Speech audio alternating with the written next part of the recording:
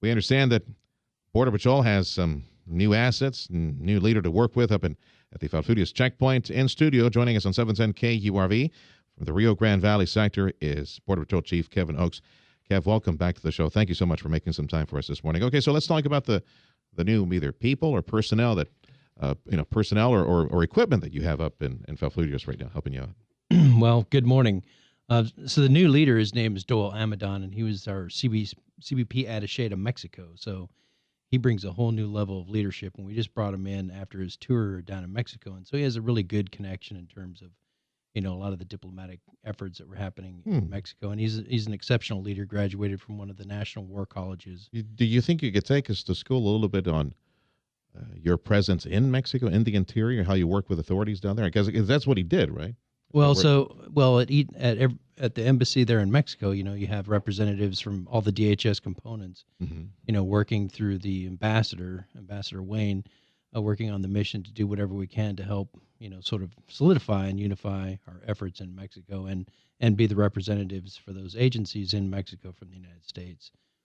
I remember some weeks back, there was a quick mention of a potential expansion of the Falfurias checkpoint. With the superhighway in Mexico, the economy just booming here in South Texas. Well, it's it's a choke point for commerce, and you probably need some more lanes and more warehousing and secondary lanes and stuff like that. What's the status of that expanding Falfurias? So we're at a 90% solution for the new checkpoint, which is going to be able to accommodate the additional commerce because, border security is all about trade and travel as well.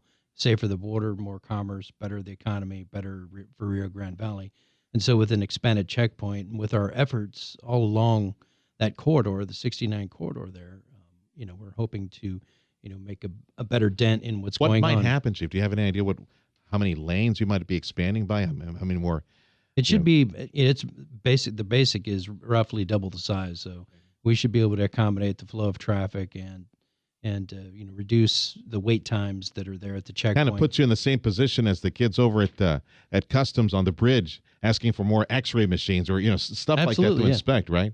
Yeah. Do you get that? Is that the promise? Or you're going to get something like that up there? It's funded and it's in a final solution. It's a matter of breaking ground. The site's already selected.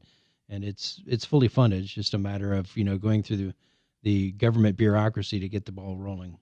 Rio Grande Valley Border Patrol Sector Chief Kevin Oakes in studio here at 710 KURV. Is that going to be at the same site, or is it going to be expanded there, or are you going to move a little bits north or south? Yeah, it's roughly at the same site. It's a little bit north, if I remember correctly. Okay.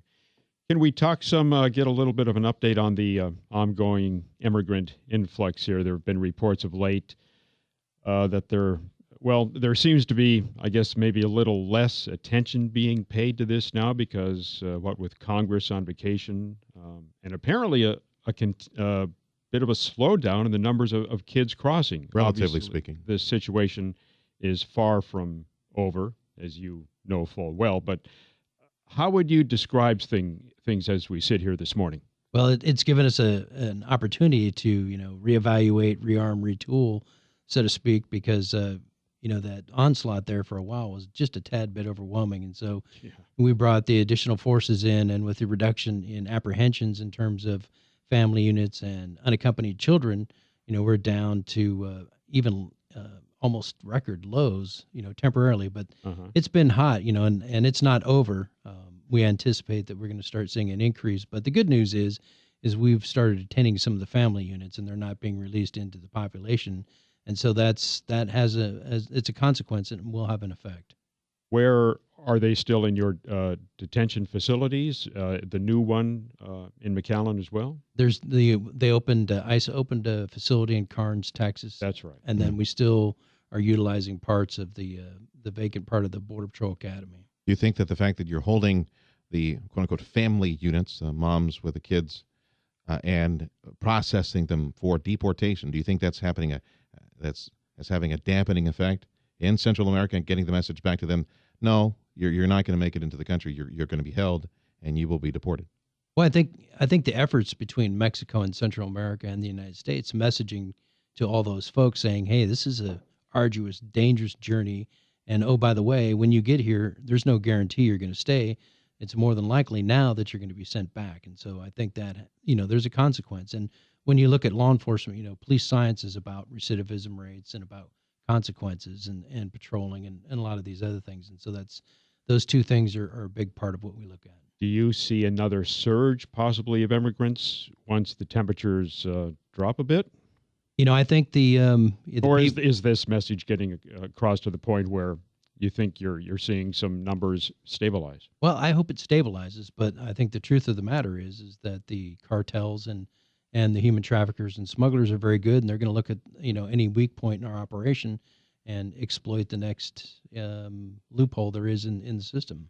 It seemed that the high water mark at one point was, I was told, closer to 2,000 people that were being caught on any given day on a weekend. The high water mark several weeks back. Where are you right now as far as a daily catch rate, either weekdays and weekends? Because I understand there's a difference between both. Well, when Secretary Johnson came down on Mother's Day, we were holding over 5,000 people, 2,000 of which were juveniles. And so our current population at your various stations at down here. all 9 stations. Oh, it was a situation. We're currently well under 1,000 and less than 100 juveniles. Okay. So, the efforts that have happened to get the juveniles and some of those. And you've got more assets because you've got that. What is on where that facility that where you built the new juvenile facility? You're still using that though, right? Absolutely. Okay. Yeah, it has people now. Yeah. Well, Chief, thanks for stopping by. It's my pleasure anytime. Yeah, thank you so much. That's Chief Kevin Oakes with the Rio Grande Valley Border Patrol Sector, joining us here in studio at 710 KURV.